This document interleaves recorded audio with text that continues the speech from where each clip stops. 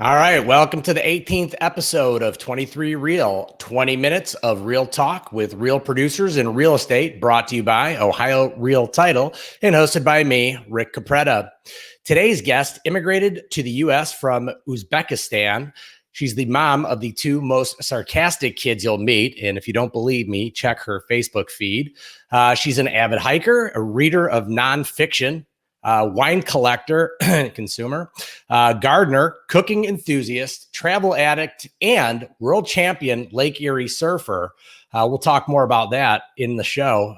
Some of her past accolades include Berkshire Hathaway Home Services Rookie of the Year, Leading Edge Society, Luxury Listed Certified, well, she is, the Honor Society, the President's Club for 2 years in a row, and she's consistently beat her prior year's sales volume by 2 million. And this year she's predicting 9 million closed. So I'd like to welcome to the show, Anya Hodgson from Berkshire Hathaway Home Services Professional Realty. Hello, hello. Hi, Rick. Thank you for having me. Absolutely. That's always a mouth saying the whole name of the company. I know. The BHHS is good, but not everybody knows our cool real estate lingo. So yeah, I know. And why don't you introduce your guest before he introduces himself again? Well, that's Pickles in the background. He hears a he hears a leaf blower, so he's going to go nuts for a little while, but I'll just ignore him. Good. My 3 indoor cats are outside, so I'm waiting to see them being swept up by hawks or eagles in my yard. So if I run off, I'm trying to scare off a bird. Okay. So, all right. So Anya's been working with Ohio Real Title now for, I think, a couple of years. That sound about right? Maybe even a little bit longer than that. Close to 4, yeah. Yeah. So she's been great to work with. First time I actually met her face to face was at the Berkshire Christmas party, probably a few years ago. And I'm not going to ever share the story that she shared with me that night, literally the first time I met her face to face, but it was hilarious. And as you may or may not know, she is hilarious in general, which makes her one of my favorite people to get to chat with. So wanted to see how your humor works for you in real estate, and has it ever worked against you in real estate? Yeah, well, I think that with any career, whether it's real estate or not, it's important to be able to maintain a sense of humor, because when we take ourselves too seriously, it just causes so much stress. And I would say 95% of the time, my humor coincides with my clients, and it helps people come out of their shell a little bit. But there have been a couple times where, people are just a little too conservative or don't get my type of humor. And I think you just have to know your audience. So I kind of gauge once I, say something. I might say something a little funny about the house, or, something that's going on in real life. And, most people, people like to laugh. People watch comedians. People have a good sense of humor. So usually it's pretty engaging. But, you gauge your audience. If they're not laughing, you back it up and just, go on with the process of selling the home or buying the home, and kind of, leave it alone.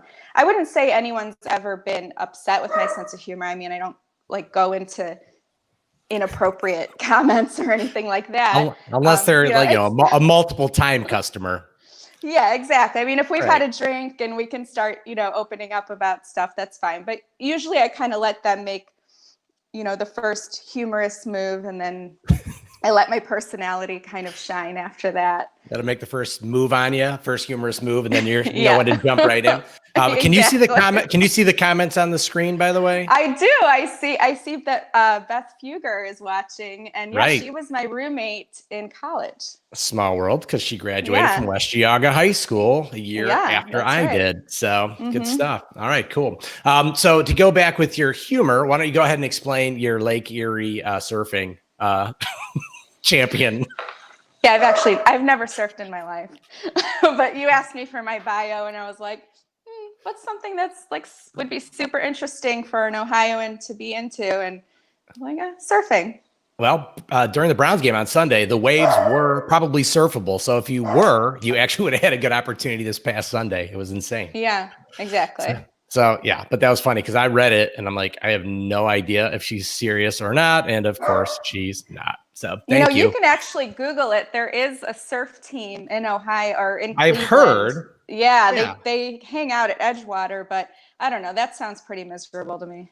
Well, yeah, that's why I'm like, maybe she hangs with these people. I really have no clue. And that would have been even funnier if you did. Yeah. So, no. All right, cool. Next part. Obviously, I know that you work with investors, you work with traditional clients, and they could both be, there could be a lot of great things and there could be some challenges that are presented by both. So tell me a little bit about your experiences working with investors compared to, a traditional client.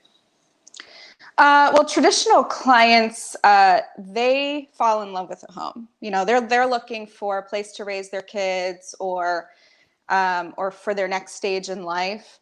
And so for them, it's really important to just love the home. And, they go in there really ready to build their lives there. With investors, it's different. It's a bigger numbers game. They're looking for cap rates. They're looking for returns. It's a lot more, Excel files and things like that. And most investors are not going into this market, going over ask, and they kind of go in and say, all right, at this is my cutoff point for what I'm willing to spend with this type of return. And it's definitely less emotional. It's very almost robotic. Yeah, I believe that. And obviously, I know that you invest too. So the lingo maybe made a little bit more sense to you because most agents might not know much about how to work with investors, what cap rates are, any of these things. How did that help you when working with investors? Well, I started investing really by mistake. I happened to own a condo and built a house. And then instead of selling the condo, I decided to rent it out because I really had a low mortgage payment and I could just make money on renting it. And so that was years ago. I mean, that was over 10 years ago. And so that is what really started me on the more investors in real estate. I started obviously doing the math of like, oh, wow, what does this mean? A 10% return? What does this mean? A 15% cap rate? And started doing the math on my own. You know what? I really want to do this. And so selling the condo, I had a huge influx of monies that came in from that because it was in Ohio City and I built it in 2004. Okay. So I was in that market before it really blew up. So I doubled what I spent on it and used that money to then continually buy investment properties. So I actually just bought another one 2 or 3 weeks ago, finished the work on it, and I have somebody moving Saturday. But for me, it's really a way to, provide for the family. Should anything happen, they always have this other source of income. So that's been really nice. Good. Your audio's gone a little bit in and out. I think we hear you fine, but your visual is stuck right now. So I don't know if there's another spot in the house or whatever, but right now your visual is stuck. So but like I said, we can still hear you. Yours so was two for a minute. Gotcha. Yeah, I was gonna say mine. Okay, now? We're still a little stuck, but I hear you. So that's all right. We can keep going on. We can keep going on. You're going to love the face too that got stuck on. It's crazy. Okay. All right, cool. So I know we kind of jumped into how did you get into it and working with investors. What did you study in college and what did you want to be when you grew up? When I probably wanted to be a dozen different things, but the thing that sticks out the most is I really wanted to be an ethnobotanist. And that is a science who studies different ethnic groups, like it could be like an Amazon tribe or a tribe in Africa, and you study the plants that they use or herbs that they use, whether it's for consuming or for medicinal properties. But the problem really was that I really didn't that biology. I had a passion for it, but I never put forth the effort. But today I still I forage for different foods and things like that. So I still have a huge interest in ethnobotany in general. Yeah, I saw on Facebook that there's some mushrooms or fungi out maybe on your property or whatever. And I'm like, thank God you know what you're looking for, because I'd be dead probably in 2 seconds if I tried that. Yeah. I mean, I had to teach my kids, don't ever pick a mushroom without me. And we always have to, check these things. So, yeah, but we eat a lot of foraged mushrooms in house. Cool. On an unrelated note, how about Oregon passing the magic mushrooms? That's interesting. I'm all for it. I know. I was going to say that's. Did I tell you I'm moving next week? Yeah. That's you just bought a vacation home there. That's year-round vacation. So yeah. Oh my gosh. Hey, let me jump back a question. The investors, where are most of your investors coming from? Are they overseas? Are they California? Are they local? I would say most are out of state. So I have a lot in California, quite a few in Miami, in New York, Chicago, Canada.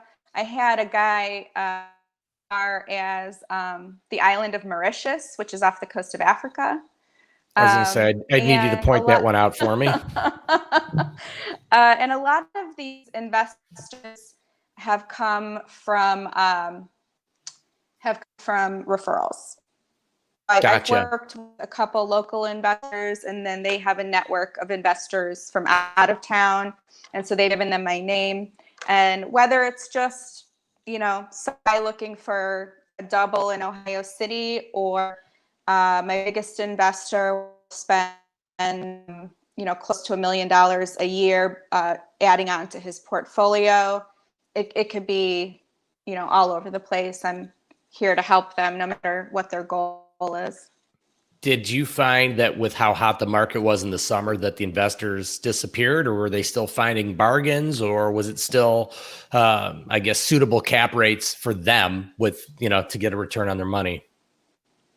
They did drop off a little bit for me. I'm not, while I do help investors, my business isn't big. Right. So for me, it dropped off a little bit. But what I did find actually that climbed in my business were investors that were going to live in the home and then rent out the other unit. So I had quite a handful of people like in their 20s who had great credit, saved up some money, and decided to do, for lack of a better term, house hacking, where they buy a double, they rent out the top, and then 2 years later they'll move on to the next one, and then the next one, and then the next one. I wish I was smart enough when I was young to have done that. Oh well. Me too. All right. So obviously we are in a very weird place right now in the world. We're stuck in limbo in an election. We are stuck in this weird COVID world that we're in right now. The economy doesn't seem to know what it wants to do or where it's going. So, I mean, if you could guess, where do you think the real estate market is going to be next year? Knowing this year was about as hot as it could have been. What do you think the next couple of years bring us? Well, on a second.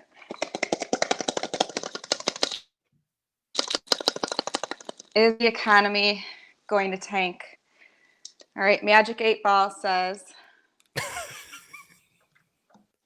yes. It says yes. It says the I think economy's every going to real tank. Oh, man. yeah, Great. I know. Well, I that's think every not agent good. should be using one of these. You know, I think everyone agent has a ball, and we don't, because as we've seen in the past, things can change in a week. Right. Things change in a day. So when COVID hit, you know, I know my office, we were all real worried. Like, you know, where's the next house going to come from? Like, where's the next paycheck going to come from? We're all on, can't, you're afraid to show houses. And 30 days later, we don't even have room to breathe. And you're running around doing 12 showings a day. And, you know, 14 houses under contract at one point, all at the same time. It was a real juggling feat. So, you know, I believe that whoever becomes president, I don't feel like they have a huge